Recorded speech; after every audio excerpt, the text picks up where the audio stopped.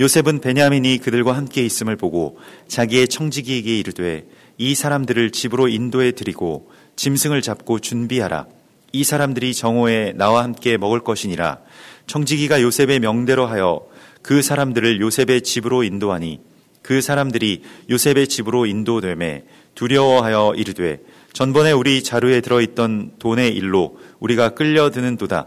이는 우리를 억류하고 달려들어 우리를 잡아 노예로 삼고 우리의 나귀를 빼앗으려 함이로다 하고 그들이 요셉의 집 청지기에게 가까이 나아가 그 집 문 앞에서 그에게 말하여 이르되 내 주여 우리가 전번에 내려와서 양식을 사가지고 여관에 이르러 자루를 풀어본즉 각 사람의 돈이 전액 그대로 자루 아귀에 있기로 우리가 도로 가져왔고 양식 살 다른 돈도 우리가 가지고 내려왔나이다. 우리의 돈을 우리 자루에 넣은 자는 누구인지 우리가 알지 못하나이다. 그가 이르되 너희는 안심하라. 두려워하지 말라. 너희 하나님 너희 아버지의 하나님이 재물을 너희 자루에 넣어주신 것이니라. 너희 돈은 내가 이미 받았느니라 하고 시므온을 그들에게로 이끌어내고 그들을 요셉의 집으로 인도하고 물을 주어 발을 씻게 하며 그들의 나귀에게 먹이를 주더라. 그들이 거기서 음식을 먹겠다 함을 들었으므로 예물을 정돈하고 요셉이 정오에 오기를 기다리더니 요셉이 집으로 오매 그들이 집으로 들어가서 예물을 그에게 드리고 땅에 엎드려 절하니. 아멘. 베냐민을 데리고 와야 시므온을 풀어주겠다라고 하는 요셉의 명령은 다시 말하자면 이스라엘의 완전한 회복, 그러니까 잃어버린 그 형제를 되찾는 그 완전한 회복과 연합이 이루어져야만 우리가 그리스도 예수와의 몸을 이룰 수 있고 그 분리되었던 그러한 그 장벽이 허물어지게 되고 그것이 이 한우카의 절기에 성전이 깨끗하게 되는 이야기와 연결된다라고 하는 것을 우리가 이제 보게 됩니다. 우리는 뭐 성전의 정결에 대해서 물론 뭐 헬라 왕이었던 안티오쿠스 에피파네스가 이제 제단을 회파한 것, 그것을 정결하게 한 것이 성전의 정결의 이야기, 이 한우카에 있었던 성전의 정결의 이야기입니다만은 예수와께서 성전을 정결하게 하실 때가 있었죠. 예수님 십자가 사건과 연결돼서 사실은 예수님의 십자가는 성전의 정결 예이기도 하였습니다. 성전을 정결하게 한다라고 하는 것이 왜 예수님께서 성전을 정결하게 하셨을까요? 이스라엘 백성들이 예루살렘 성전을 그냥 자기들의 어떤 종교적인 그 터전으로만 삼았던 데에 예수님께서는 아주 크게 책망하십니다. 사실 성전에서 돈 바꾸고 매매하는 자들이 정결치 못한 자들이라고 할 수가 없죠.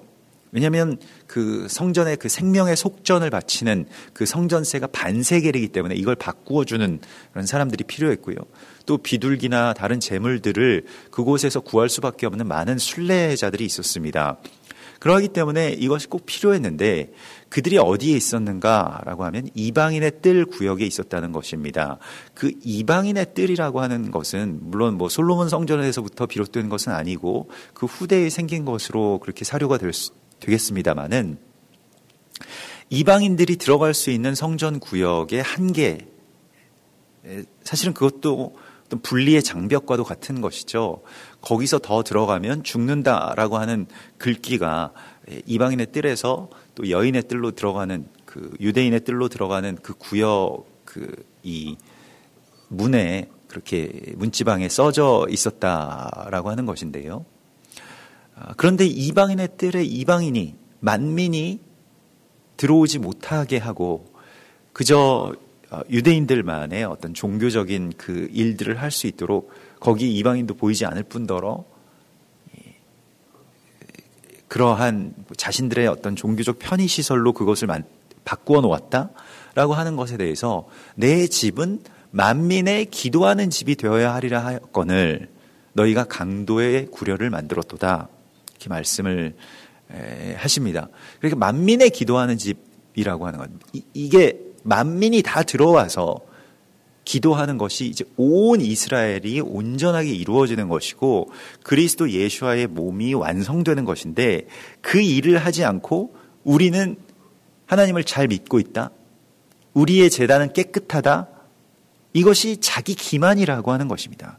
예수와께서 말씀하신 어떤 그 죄에 대한 그 선포는 굉장히 우리가 그 죄에 대해서 무지하였을 때, 그러니까 죄를 깨닫지 못하고 있을 때, 그게 죄인가?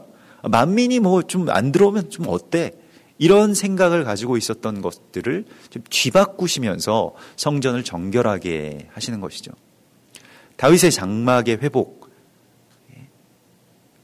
다윗의 장막의 회복도 내가 다윗의 장막을 회복하리니라고 말씀을 하시면서 결국 무엇입니까? 에돔의 남은 자와, 에돔은 에서의 후예, 그리고 뭐 야곱의 전에는 야곱을 죽이려고 했던 그러한 형제죠. 에돔의 남은 자와 만국을 기업으로 얻게 하려 함이다라고 이렇게 말씀을 하십니다. 다윗의 장막에는 만국 백성들이 있었던 거예요. 만국의 예배자들이 있었던 겁니다. 또한 이 열방의 교회에 이스라엘이 없이는, 베냐민이 없이는, 또 무슬림들이 없이는 온전치 못하다라고 하는 것입니다.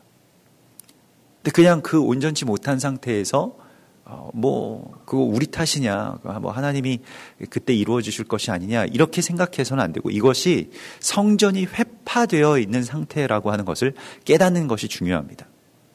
그러니까 우리가 온전치 못하다, 성치 못하다라고 하는 것에 대한 안타까움을 마음을 우리가 먼저 품는 것이 이제 중요한 것이죠.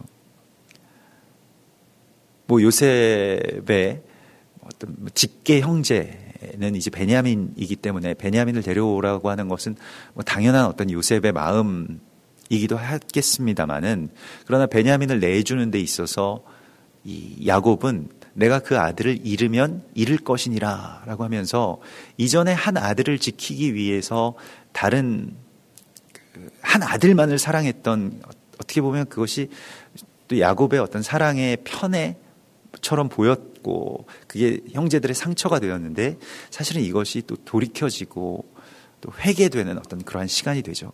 그래서 내가 너희를 위해서 이 아들을 잃으면 잃을 것이다 라고 하는 그런 말을 합니다. 하나님 아버지의 마음이죠.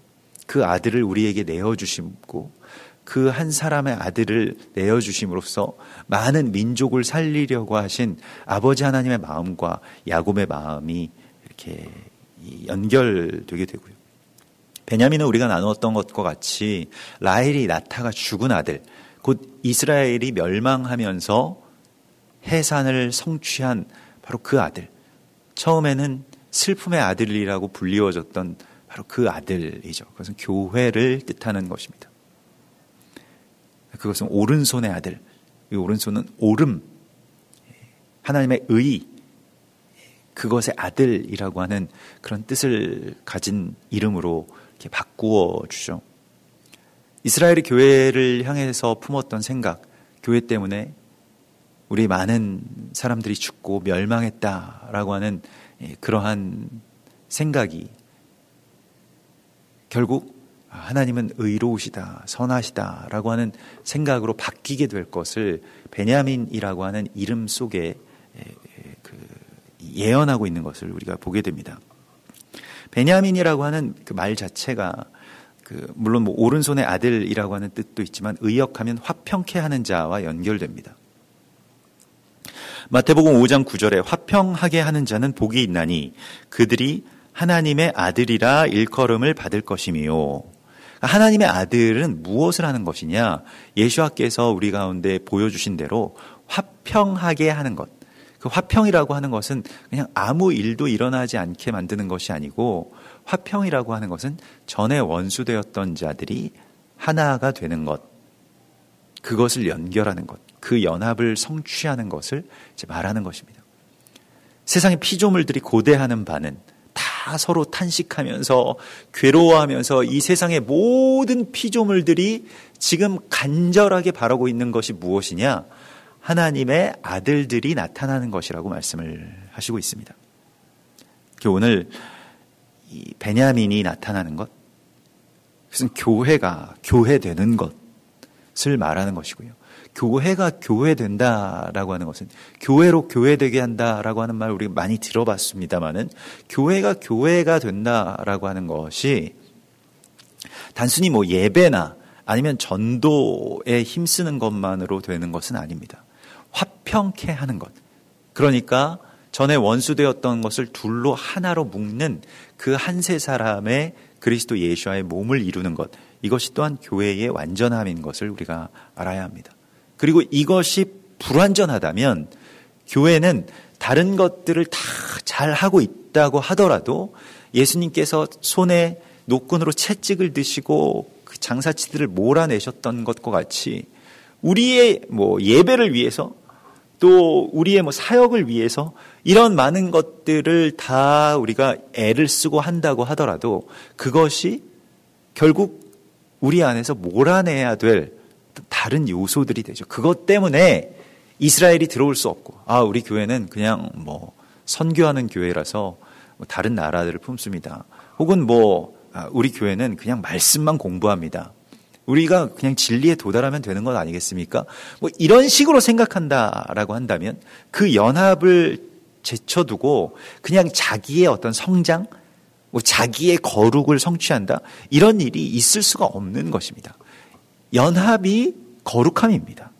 거룩함이라고 하는 것은 하나님의 성품을 우리가 완전하게 받아들이는 것이 거룩함인 것이지, 그냥 내가 나 나름대로 그냥 성경 말씀 잘 지키면서 거기에 어떤 진리에 스스로가 어떤 착각하는 것처럼 도달했다라고 해서 그 거룩이 성취되는 것이 아니라고 하는 것입니다.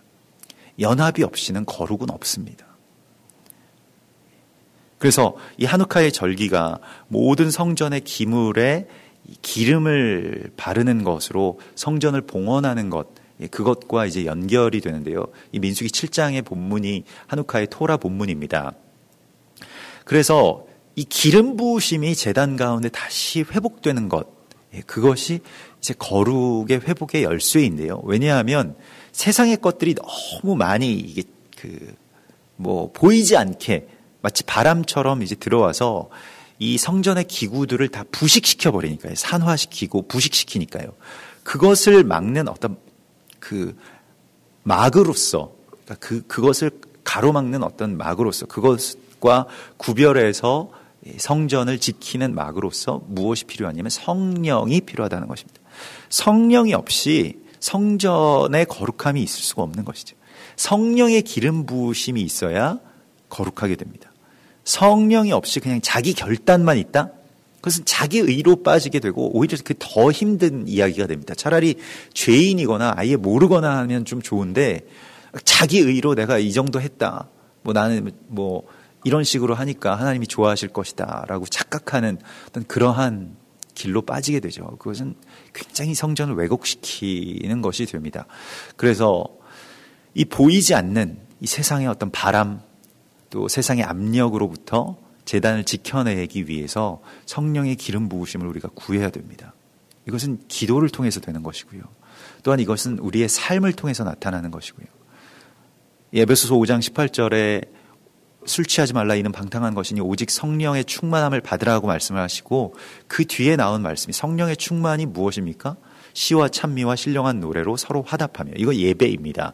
이건 우리가 좀 잘하는데 그 뒤에 있는 것, 그래서 그리스도 예수 안에서 하나님께 항상 감사하며, 그게 성령 충만입니다. 감사하는 것이 성령 충만이고요.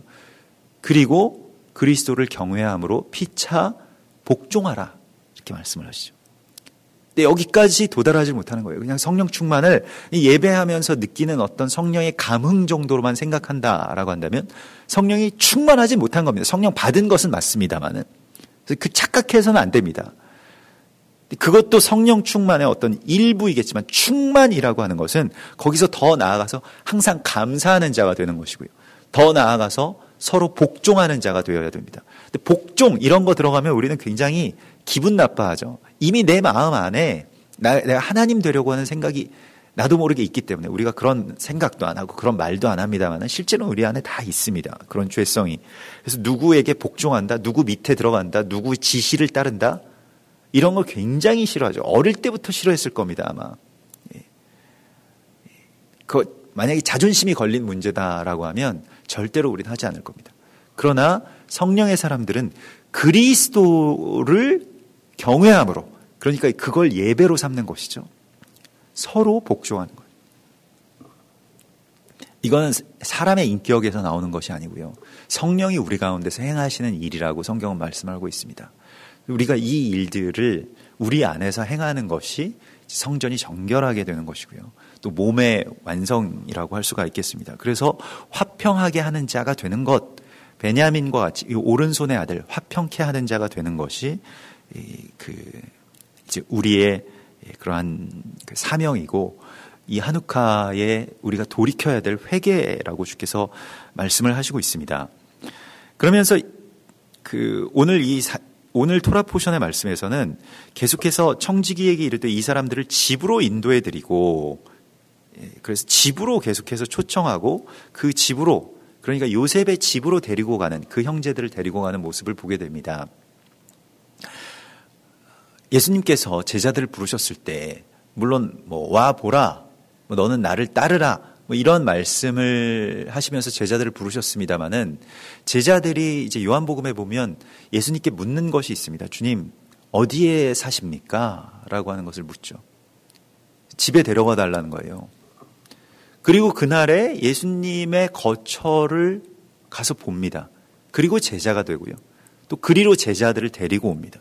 예수님의 거처가 어떠한 모습이었을지 우리가 상상이 되지 않습니다마는, 중요한 것은 예수님이 어디에 사셨다, 어떤 모양으로 사셨을 것이다, 이러한 것이 아니고 요셉의 집으로 데려가는 것, 예수님의 집으로 데려간다라고 하는 것은, 우리가 누구를 집으로 데려갑니까?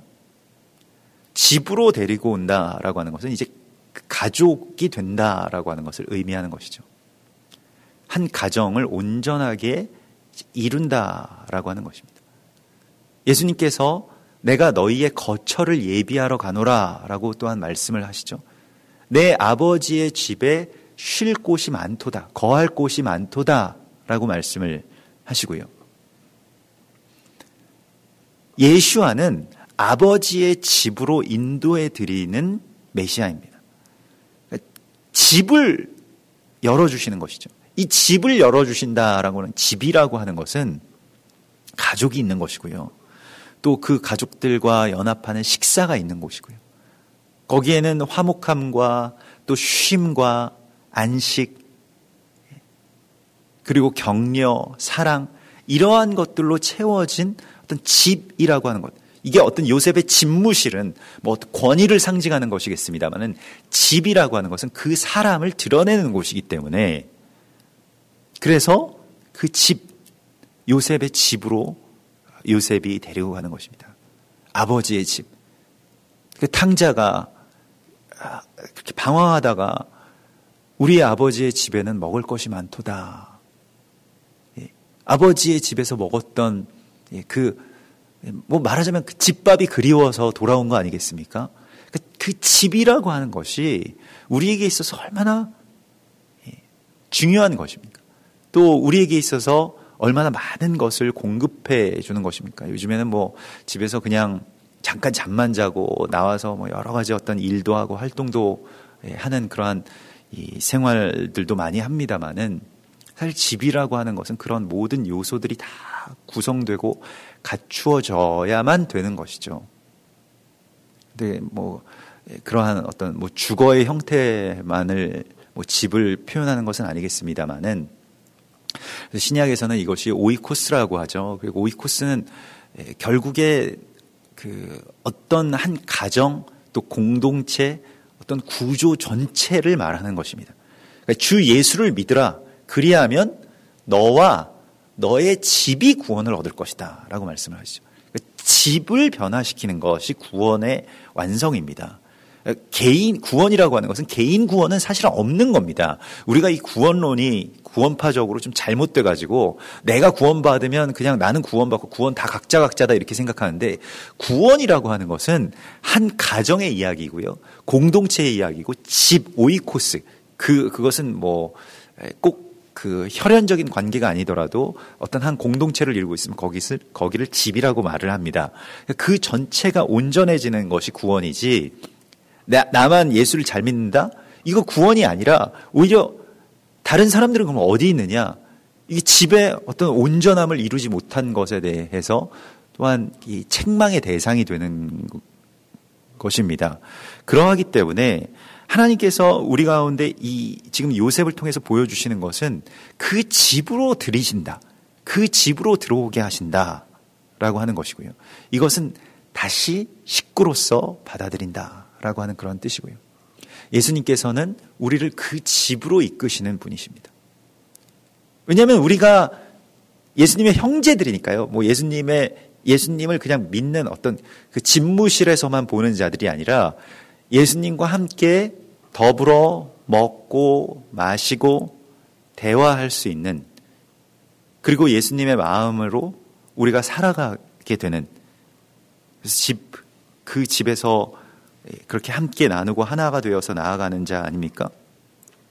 계시록 3장 20절에 보면 볼지어다 내가 문 밖에 서서 두드리노니 누구든지 내 음성을 듣고 문을 열면 내가 그에게로 들어가 그와 더불어 먹고 그는 나와 더불어 먹으리라. 집으로 이끄시는 그 주님께서 우리를 주님의 가장 친밀한 그 식탁으로 이끄시는 것을 이제 회개라고 말하는 것입니다. 이것이 문을 두드리고 계신 그런 모습을 회개하라라고 하는 말씀과 연결해서 요한계시록은 선포하고 있는 것을 보게 됩니다. 내가 사랑하는 자를 책망하여 징계하노니, 그러니까 지금 어떻게 보면 이 형제들은 자신들이 더 큰 징계를 받는구나, 여기에 왔는데 전에 돈을 훔쳐갔던 것처럼 그렇게 돈자루에 돈이 있었던 것 때문에 이런 징계를 받는구나, 이 집으로 데려온다는 것은 여기를 완전히 이제 가두려고 하는구나, 이렇게 생각을 하죠. 요한계시록 3장 19절에 물은 내가 사랑하는 자를 책망하여 징계하노니 그러므로 네가 열심을 내라, 회개하라, 이렇게 말씀을 하시는 것이죠. 주의 집에 들어간다라고 하는 것은 회개하는 것을 말합니다. 야곱이 베델로 돌아가서 회개하죠. 곡함의 상수리 나무에 우상들을 가지고 있었던 그런 모든 어떤 그 우상의 흔적들을 다 묻어 놓으라고 하고 가지고 오라고 해서 묻고, 그리고 회개하죠. 그게 이제 베델로 돌아가는 것, 베델로 들어가는 것이고요. 베이트 엘, 이게 하나님의 집, 그 집으로 들어간다라고 하는 것이 무엇이냐? 회개한다, 돌이킨다라고 하는 것을 말하는 것이고요. 회개는 자기 자신의 죄에 대한 어떤 언짢음이나 후회가 아니고요. 그것은 자기 세계의 변화를 의미하고 있는 것입니다. 그 이전의 질서, 이전의 통치, 계속해서 매여왔던 그러한 결박과 굴복에서 벗어나는 것이 회개입니다. 하누카의 배경이 되는 이 마카비 혁명 가운데 마카비와 그의 형제들, 그리고 그 공동체가 함께 일어나기 시작해서 하나님의 역사들을 이루어가기 시작하는 바로 그러한 것들이 이제 회개라고 하는 것입니다. 그래서 청지기가 요셉의 명대로 하여 그 사람들을 요셉의 집으로 인도하니, 요셉의 집으로 인도하죠. 또한 청지기의 사명은 우리가 사람들을 하나님의 집으로 인도하여 드리는 사명이 우리 가운데 있습니다. 마지막 때의 사명이 지금 이번 주에 이 토라 포션, 이 미케츠라고 하는 것은 마지막 때의 아주 극단적인 마지막 때에 대한 이야기입니다. 그래서 마지막 때에 지혜 있고 신실한 청지기가 되어 그 주인이 맡긴 사람들에게 양식을 나누어 줄 자가 누구냐? 주인이 돌아와 이렇게 하는 것을 보면 그는 복이 있으리로다, 주께서 말씀을 하시죠. 이 지혜 있고 신실한 청지기, 무엇에 대해서 지혜 있다는 겁니까? 그냥 자기 혼자 머리 좋은 게 지혜 있는 것이 아니고 때를 따라 양식을 나누어 주는 자, 또 형제들을 그 집으로 인도해 드리는 자가 신실한 청지기라는 것입니다. 다 연합과 또한 섬김, 그것을 이루는 자들을 말하는 것입니다. 사실 청지기는 이걸 하기 위해서 고용된 자들이죠. 우리가 그리스도 예수와의 청지기라고 한다면 청지기 사명을 하라는 거예요. 청지기가 칭찬받는 것은 때를 따라 양식을 나누어주고 주의 사람들을 주님의 집으로 드리는 것이 청지기의 사명이지, 다른 거 다 잘한다라고 해서 청지기를 칭찬하겠다라고 말씀을 하신 것이 아니지 않습니까? 그러하기 때문에 이 마지막 때의 청지기의 사명, 그것이 이제 베드로전서에서는 이 만물의 마지막이 가까울 때 막 그 사자가, 우는 사자가 두루 돌며 삼킬 자를 찾는다라고 말씀하시는 그런 말씀 가운데서, 그럼 우리는 그 우는 사자를 피하는 게 어떻게 하는 것이냐? 도망가야 되느냐? 산으로 들어가야 되는데 그것이 아니고 손님 대접하기를 힘쓰며 라고 하는 말씀이 나오는 거예요. 굉장히 의외의 말씀인데, 막 대적은 우는 사자같이 울부짖으면서 막 돌아다니는데 손님 대접하기를 힘쓰라고 말씀을 하십니다. 예. 말세에 그럴 정신이 어디 있습니까? 나 살기 바쁜 시대에. 여러분, 이번 주에 토라포션의 말씀이 7년 풍년과 7년 환란의 이야기입니다. 우리가 지난 70년 동안 어쩌면 이 나라는 번성을 이루어 왔고, 또 영적으로는 큰 어떤 그런 풍년의 때에 어디 가나 말씀을 들을 수 있고, 어디 가나 예배가 있고, 동네마다 십자가를 세는 것이 어려울 정도로 많은 어떤 그러한 이 부흥의 시대를 살았고요. 그 70년의 세월 시간이 지나고 이제 새로운 70년의 시간이 왔죠. 십자가들이 내려지고 교회가 도산하고 많은 사람들이 미워하고 또 압제와 핍박을 받는 어떤 그러한 시대에 우리가 살아가게 됩니다. 마치 우는 사자와 같이 사단이 두루 삼킬 제단을, 그런 교회를 찾으려고 이렇게 돌아다니는 것과 같은 그러한 시대에 우리가 살아가고 있습니다. 이때를 살아가는 지혜를 요셉에게서 우리가 배우는 것인데요. 요셉은 이 은혜가 상실된 시대에 곡식의 문을 여는 자였고요. 사실은 이 흉년의 때에 이 창고에 문을 연다라고 하는 것은 굉장히 어려운 일입니다. 우리가 다 알고 있는 이야기이기 때문에 당연히 그렇게 해야지 이렇게 생각을 합니다만은, 이게 앞으로 7년 동안 흉년이 있다가 그 다음에는 다시 정상적으로 돌아간다라고 하는 그 믿음이 없이는 열 수가 없습니다. 왜냐하면 이거 우리가 어려우면요, 우리 다 마찬가지 아닙니까? 좀 부유할 때 우리의 지갑을 열고 우리의 곳간을 열지, 우리가 어려울 때는 어려움이라고 하는 그 분위기 자체가 우리를 이렇게 하지 못하도록 만듭니다. 그러나 이걸 반대로 하는 것이 지혜입니다. 마지막 때에 정말로 이러한 어떤 말씀의 기근 가운데, 은혜의 기근 가운데, 또 사랑의 그런 결핍 가운데 흉년이 오게 되고요. 불법이 성행함으로 많은 사람의 사랑이 식어지게 되고요. 또 그 사랑의 방향은 하나님을 향하지 못하게 되고 자기 자신을 향하게 되고 쾌락을 향하게 된다라고 디모데후서 3장은 말씀하고 있습니다. 그렇기 때문에 그러한 시간이 이미 되었죠. 이미 우리는 그 시간의 변화의 지점 가운데, 그 가운데의 자리에 서 있고요. 세기와 세기의 그 시간을 살아가는, 어떻게 보면 그 시간과 시간을 연결해야 되는 그러한 세대인 것이죠. 근데 그때에 우리가 무엇을 해야 되느냐?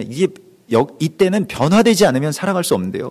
예전에도 우리가 그렇게 아꼈기 때문에 지금도 아껴야 된다. 예전에도 그렇게 살았기 때문에 지금도 살아야 된다라고 한다면 우리는 죽을 수밖에 없습니다. 이 하누카의 본문, 이 민수기 7장에서 이스라엘 백성들이 성전의 봉헌을 위해서 예물을 드리는데요.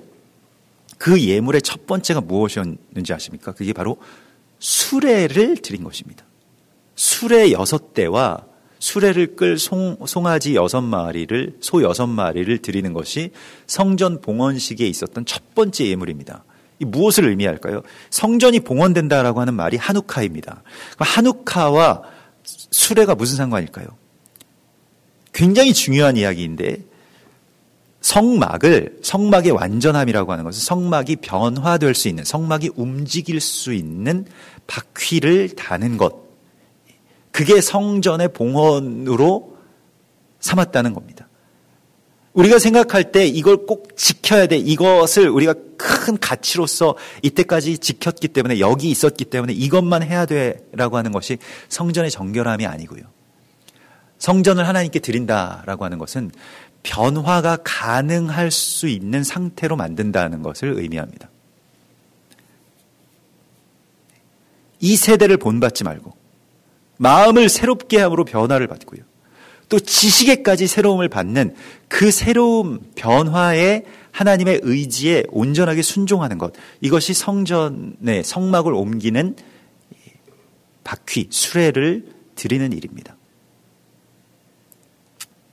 그래서 예전까지는 12월 달만 되면 성탄 준비하고 크리스마스 트리를 세워놓고 뭐 동방박사들 분장을 하고 아기 예수 뭐 아기 인형을 구해다가 예수님이라고 부르고 뭐 그러한 일들 하고 뭐 새벽에 일어나서 뭐 캐롤을 부르면서 새벽송을 다니고 이런 일들을 해왔다라고 한다면, 하나님께서 이제는 아니야, 이제 너희는 하누카의 빛으로 이 땅 가운데 비추라 라고 말씀하시는 그 음성에 순종할 수 있는 것, 그렇게 교회가 변화될 수 있는 것, 그것이 성전의 제단의 바퀴가 달리는 일입니다. 하나님이 가라고 하시면 가고요. 우리가 이때까지 오랫동안 이 전통 가운데 있었다고 하더라도, 심지어 나는 크리스마스에 구원받았어, 이런 사람도 얼마나 많이 있습니까? 크리스마스에 교회 종치는 소리 따라서 들어왔다가 교회의 그 따뜻한 불빛 가운데서 사람들의 그런 기쁜 모습을 보고 변화받은 분들도 얼마나 많이 있습니까? 꼭 나쁜 것이라고만 말할 수가 없겠죠. 그러나 하나님께서 하나님의 뜻을 우리 가운데 보여주시고 또 옮겨가라, 변화되라 라고 말씀하시면 그때는 우리가 순종할 수 있는 상태가 되는 것, 이것이 성전의 봉헌, 곧 하누카라고 하는 것입니다. 그래서 우리가 변화될 수 있어야 됩니다.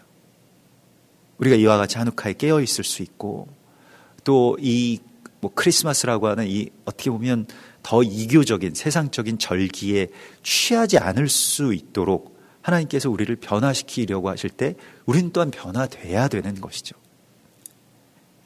그래서 이러한 성전의 봉헌을 이루는 것이 우리의 삶 가운데 또 우리의 제단이 행해야 될 일이고요.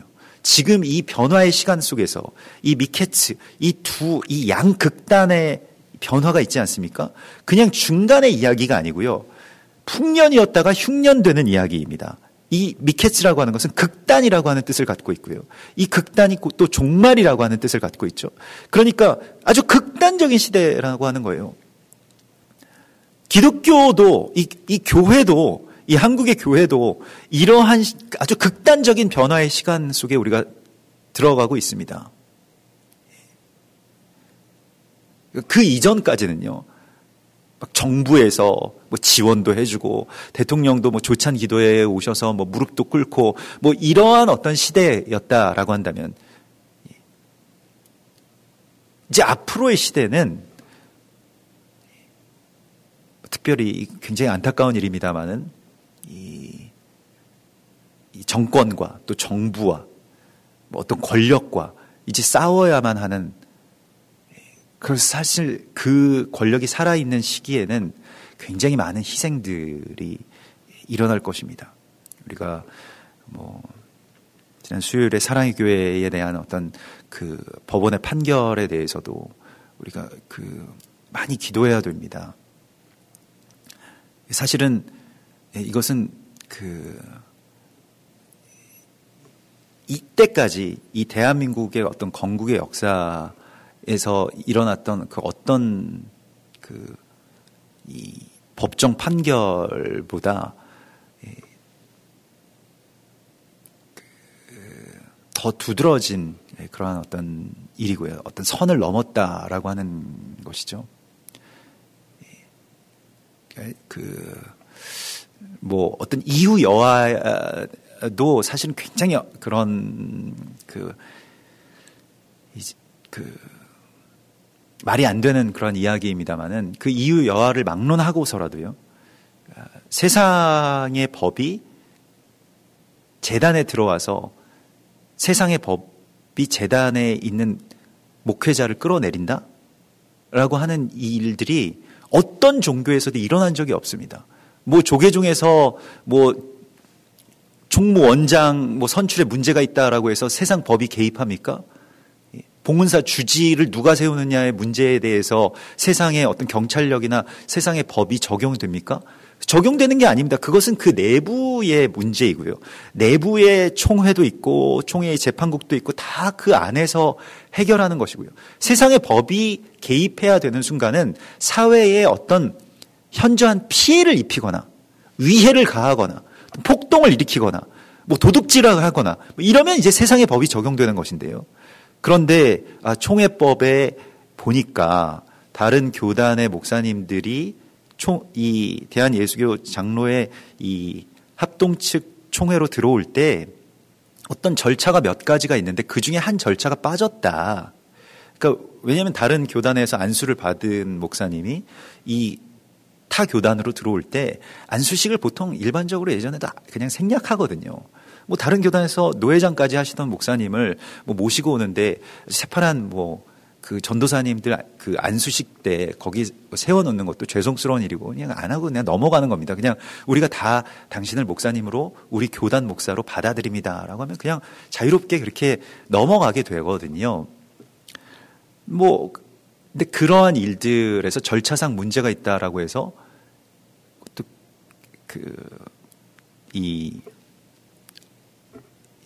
사랑의 교회 목사를 세상 법정에서 끌어내린다라고 하는 것은 굉장히 정치적인 판결입니다. 이것은 그냥 어떤 일반적인 판결이 아니고요. 이건 정치의 이야기에 속하는 것이죠. 어떤 선을 넘은 것입니다. 지금 정부가 누구를 주적으로 생각하고 있는지에 대해서 다시 한번 생각하게 하는 판결입니다. 저도 정부에 대해서 그렇게 반감을 갖는 것이 우리의 사명이 아니다라고 생각을 해왔습니다만은 이 부분에서는 선이 넘어진 겁니다. 왜냐하면 다분히 아주 정치적인 어떤 의도가 있고요. 교회를 공격하는 어떤 그 세력들과 연합해서 이러한 일들을 이것이 정부 차원에서 일어난다. 이건 언제든지 그런 것에 대해서 비판하는 세력도 있고 좌파도 있고 여러 가지가 있겠습니다만은 신천지도 있고 통일교도 있고 배후에 다 그런 것들이 있습니다만은 근데 정부가 이 일을 같이 한다. 이 권력이 살아있는 권력이 이 일을 같이 한다. 이것은 굉장한 어떤 시대의 변화에 우리가 살아가고 있고 어떤 분기점이 될 것입니다. 이번 한우카의 기간은 그래서 은혜의 풍성한 시대가 넘어가고요. 이제는 굉장히 추운 시대가 오고요. 또 우리가 다 같이 어떻게 보면 이제 교회라고 하는 것은 이제 어떤 반정부의 어떤 세력으로 그렇게 파악되고 있고 또 그렇게 비난받게 되고 그래서 어떻게 해서든 이 조직을 허물기 위해서 어떻게 해서든 이 진영을 공격하기 위해서 아주 다각도로 여러 가지로 언론에서도 정부에서도 사법부에서도 굉장히 많은 것들을 이제 하고 있고 또 그것이 더 가속화되는 그런 시간이 된 것입니다. 어떻게 살아가야 될까요? 주께서는 이 만물의 마지막에 가까움을 볼수록 서로 뜨겁게 서로 사랑할지니 사랑은 허다한 허물을 덮느니라 라고 말씀을 하십니다. 증오의 증오로 대응해서는 우리가 이길 수가 없습니다. 우리는 그런 것에 약한 존재들입니다. 그래서 거기서 우리가 투쟁으로서 이것을 이겨낸다. 그럼에도 불구하고 끝까지 사랑하고요. 나라를 위해서 기도하고요. 또 이것을 위해서 마음을 찢고 금식하고 회개하고 주님 앞에 나아가 제단을 지켜달라고 붙들어야 될 사명이 또한 우리 가운데 있는 것이죠.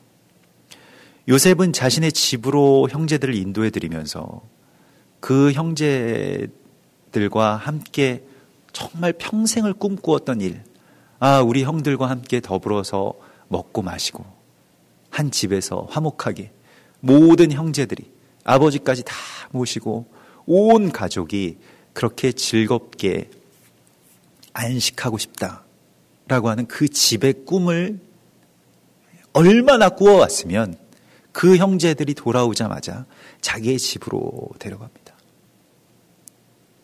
평생 요셉이 꾸었던 꿈이죠. 우리 형들과 또 우리 아버지와 함께 한 상에서 언젠가 이렇게 웃으면서 먹고 마실 날이 올 것인가. 만일 증오를 계속해서 꿈꾸고 복수를 꿈꾸었다면 요셉은 당장 그 형들을 다 처형해 버렸을 겁니다. 충분히 그렇게 할 수 있는 사람이죠. 그런 권세도 있고요. 또 그런 스토리도 있고요. 상처하면 우리가 받은 상처는 그 요셉의 상처에 비할 바도 못 됩니다. 언제 한번 구덩이에 파묻혀 본 적이 있을까요? 노예로 팔려본 적이 있을까요? 그런데 요셉은 악을 악으로 갚지 않습니다. 자기 집으로 그 원수들을 이끌어들입니다. 무엇을 꿈꾸었기에 이런 일들이 일어났을까요? 사랑은 허다한 허물을 덮는 겁니다. 그 형제들의 허물이 많잖아요. 근데 그 허물을 요셉이 덮습니다. 자기 집으로 인도해 들여서요. 증오를 꿈꿀 것인가, 사랑을 꿈꿀 것인가. 이 차이가 요셉이 요셉 되는 그 이야기의 핵심이고요. 교회가 교회되는 이야기의 핵심입니다. 우리가 이제부터 많은 증오를 당할 겁니다. 어쩌면 증오 범죄의 대상이 되기도 할 거예요. 교회는 이제 이전의 어떤 이미지도 아니고 이전의 정부가, 이전의 사람들이 대하던 어떤 그러한 교회가 아닐 겁니다. 굉장히 흉한 또 억울한 오명을 뒤집어 쓴 그러한 요셉과도 같은 처지가 되고 구덩이에 묻혀지게 될 수도 있을 것입니다만은, 그러나 우리는 계속해서 사랑하는 꿈을 꾸어야 됩니다. 같이 미워해서 누가 더 많이 미워하는 사람이 이긴다라고 하는 것은 사단이 우리를 자기의 그라운드 속에 서로 싸움 시켜놓고 피투성이가 돼서 누구 하나 쓰러지는 것을 보면서 깔깔깔깔 웃는 그 모습에 휘말려 드는 것입니다. 여기서 우리가 화내고 여기서 우리가 다시 증오를 꿈을 꾼다면, 우리 받은 만큼 복수해야 돼라고 한다면 우리는 다 죽게 됩니다. 만일 서로 물고 먹으면 멸망할까 주의하라. 이것이 마지막 때에 우리 가운데 주시는 경고입니다.